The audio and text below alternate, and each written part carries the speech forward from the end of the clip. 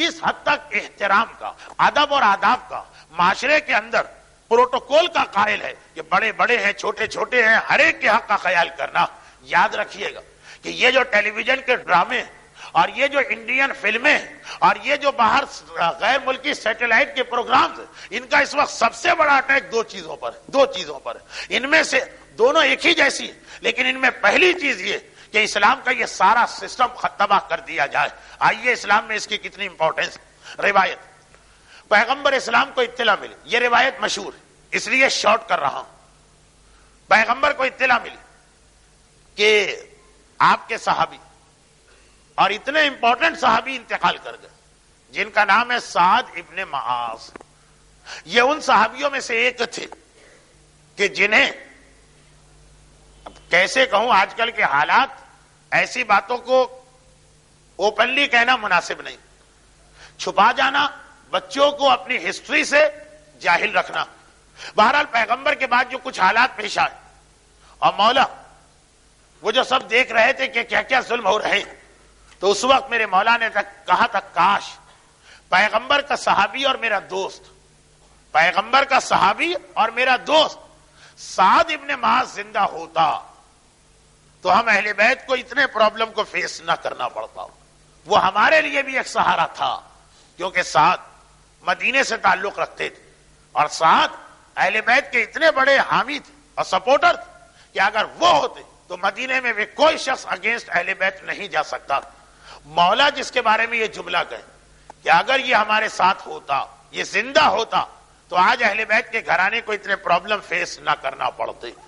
وہ سعد جن کو دیکھ کے رسول نے کہا تھا اے سعد تمہاری شفاعت سے اللہ اتنے لوگوں کو جنت میں داخل کرے گا جتنے ایک قبیلے کے جانوروں کے جسم پر بالوں کی تعداد ہے. ایک بکری کے جسم پہ کتنے بال ہوتے اور ایک قبیلے کے پاس کتنی بکریاں ہوتی، اتنے گناہگار تو تمہاری وجہ سے جنت میں جائیں گے. وہ سعد میدان خندق کے شہید بھی، جنگ خندق میں ایک ہی مسلمان تو شہید ہوا، اگرچہ ٹیکنیکلی یہ خندق میں زخمی ہوئے تھے اور مدینے آ کر 18 دن بعد اسی زخم سے ان کا انتقال ہوا، مگر شہادت ان کی ریلیٹڈ تھی اسی میدان خندق سے. وہ سعد جب ان کے انتقال کی اطلاع اللہ کے رسول کو ملی تھی، اور یہ بھی یاد رکھیے جب یہ زخمی ہو کے آئے تھے پیغمبر اتنے اٹیچ تھے سعد سے کہ ان کے گھر والوں سے کہا تھا کہ سعد کو گھر مت لے جاؤ، میں ہر وقت ان کے بارے میں معلومات حاصل کرنا چاہتا ہوں. ان کے لیے اسپیشل ایک ٹینٹ مسجد النبوی کے صحن میں لگایا گیا تھا جہاں پر رفیدہ نامی ایک عورت جو اسلام کی پہلی نرس ہے ان کو بھیجا گیا کہ سعد کی ڈریسنگ کریں اور زخم کو دیکھتی رہے. حجاب اسلامی کے اندر اطلاع ملی کہ انتقال ہو گیا. پیغمبر روتے ہوئے اپنے حجرے سے باہر آ، سعد کو غسل دیا جا رہا تھا، پیغمبر نے غسل میں حصہ لیا. سعد کو کفن پہنایا جا رہا تھا، پیغمبر نے اپنے ہاتھ سے کفن پہنایا. سعد کی نماز جنازہ کے لیے میت لا کے رکھی گئی، پیغمبر نے نیت کے بعد اللہ اکبر کہا، رک گئے، اللہ اکبر ریپیٹ کیا، پھر رک گئے، اللہ اکبر ریپیٹ کیا، 70 ٹائمز اللہ اکبر کہتے رہے، پھر نماز جنازہ شروع کی. اور پھر جب جنازہ اٹھا تو پیغمبر نے پہلی مرتبہ اسلام میں یہ طریقہ اختیار کیا جو اس کے بعد آج تک فقہ اسلامی کا مستحب بن گیا. وہ کیا؟ پہلے لوگ میت کو کندھا دے کے قبرستان لے جاتے تھے، یہ فرسٹ ٹائم تھا کہ پیغمبر چاروں طرف سے کندھا دے رہے ہیں، کبھی آگے جاتے ہیں، کبھی پیچھے آتے ہیں، کبھی رائٹ سائڈ پہ جاتے ہیں جنازے کی، کبھی لیفٹ سائڈ پر. اس سے پہلے چار طرف سے کندھا دینے کا کنسپٹ نہیں تھا. یہاں تک کہ قبرستان آ گیا. کون سا قبرستان؟ جنت البقیع کا. جنت البقیع کے قبرستان میں آج بھی ان کی قبر موجود. وہ جو بقیع کے قبرستان کے اینڈ میں ایک قسم کا ایک کمرہ بنا تھا جس میں کہا جاتا تھا فاطمہ بنت اسد کی قبر ہے، اسی میں سعد ابن معاذ کی قبر تھی.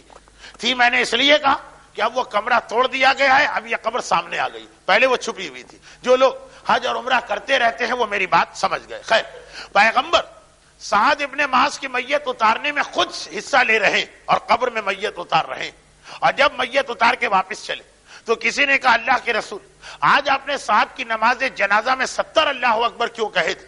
کہا اس لیے کہ جیسے ہی میں نے نیت کی اللہ نے ملائکہ کو حکم دیا جو آسمانوں پر تھے کہ اپنے یہ نماز وغیرہ بند کرو اور جا کے سعد کے جنازے میں شرکت کرو.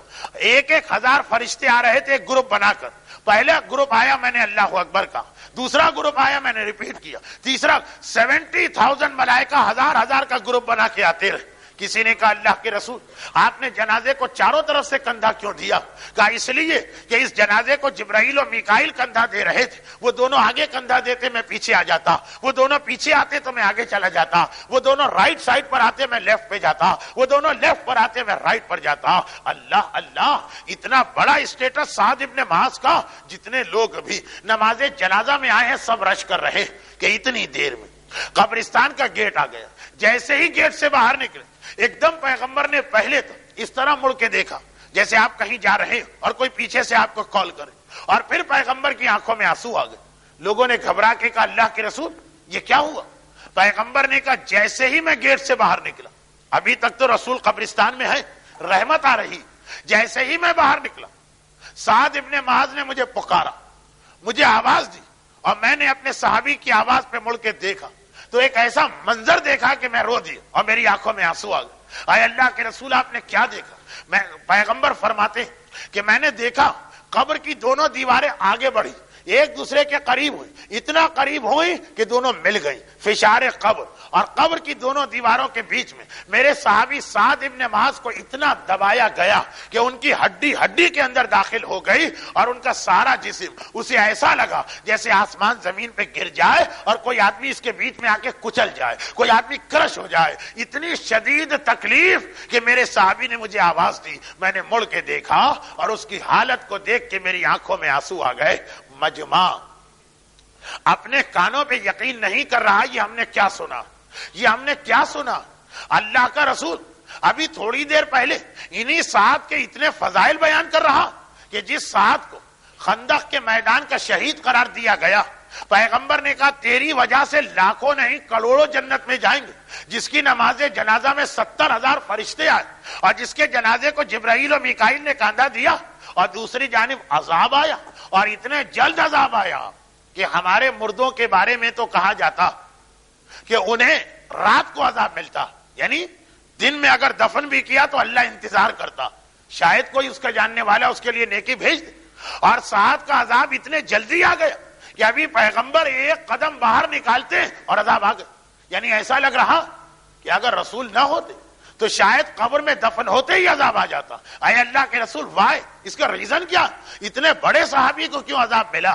دیکھیں یہ نمازی بھی ہیں, روزے دار بھی ہیں, پرہیزگار بھی ہیں, اور اتنے محب اہل بیت ہیں کہ علی نے بعد میں ان کو یاد کیا کاش یہ ہمارا ساتھ دینے کو زندہ ہوتے. آخر غلطی کیا ہے؟ کہا انہو فی الخلق ما اہلہ السوء, ساری اچھائیاں ایک طرف جس کا اجر ان کو قیامت میں ملے گا, مگر ایک گناہ ان کا ایسا کہ جس کی وجہ سے اللہ ایسے صحابی کو بھی معاف نہیں کرتا, اور وہ یہ کہ یہ اپنی بیوی کے ساتھ بڑے بد اخلاق تھے, بیوی کے ساتھ بڑی سختی سے بات چیت کیا کرتے تھے, بیوی کے ساتھ ہر وقت ان کا لہجہ ان کا انداز بڑا سخت اور خشن ہوتا تھا. بیوی اسلام کے اعتبار سے شوہر اور بیوی برابر ہے, لیکن ایک درجہ شوہر کا بلند, یعنی اس کو عمر ہی میں چھوٹا مان لے, چلے اسٹیٹس میں نہ صحیح عمر ہی میں چھوٹا مان لے.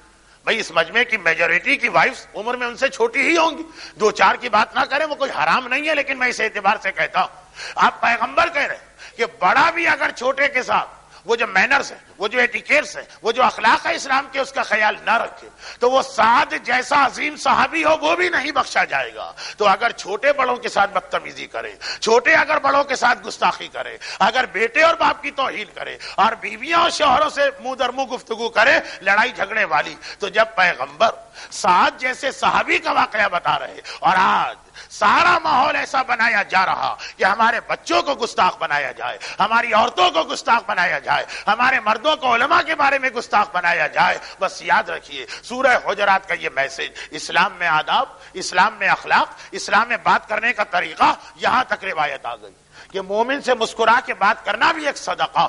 صدقہ کسے کہتے ہیں؟ جو 70 بلاؤں کو ٹالتا, اور اگر صبح کو صدقہ دے تو شام تک کی بلائیں ٹلیں گی, اور شام کو صدقہ دے تو اگلی صبح تک کی بلائیں ٹلیں گی. کہا مومن سے مسکرا کے بات کرنا یہ بھی ایک صدقہ ہے. یہ اسلام کا ماحول اور وہ کلچر, وہ دوسری طرف وہ کلچر جو زبردستی ہم پر امپوز کیا جا رہا, اور جس میں خالی ٹیلی ویژن نہیں, ہمارے آج کل کے نئے اسکول اور کالج بھی، ہمارا نیا جو وے آف ایجوکیشن، لیکن یہ باتیں بہت لمبی ہو گئی.